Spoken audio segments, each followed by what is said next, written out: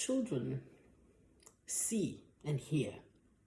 And as they live around you and are around you constantly, they begin to form narratives and behaviors which they have learned from you and me. You see, you can't distance yourself away from your everyday.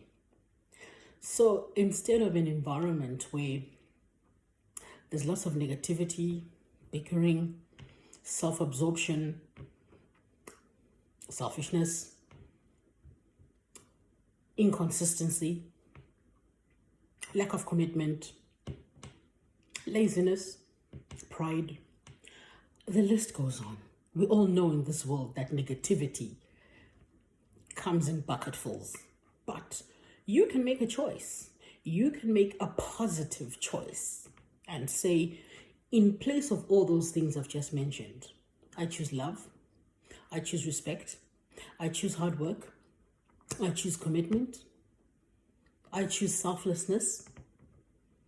I'm not saying don't self-care, but you need to show behaviors that will create positivity, not only in your life, but in the lives of your children and those around you.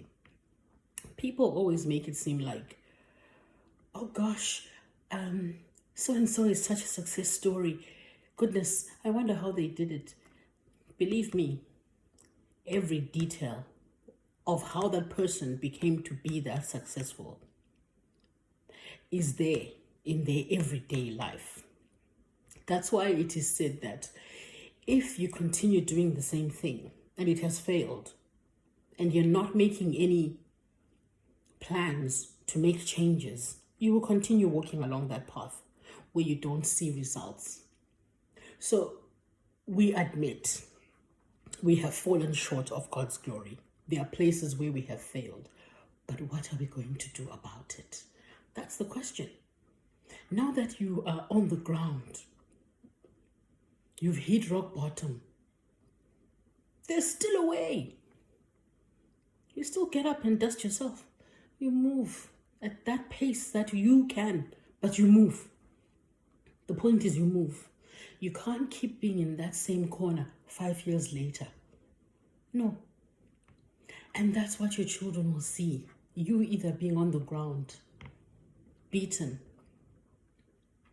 unsure, wobbly, upset, angry. Or your children can also see that mindset that I'm going to try. That mindset that I was down, but I'm getting up. The problem is the world and the media at large portray things in such a way that they're shiny, they're rosy, it's easy. So we're in that type of environment where everything happens quickly and everything should look pretty. But even those things that look pretty, there's behind the scenes work that has made them look that pretty. So think about that. We tend to overlook the things we need to do better.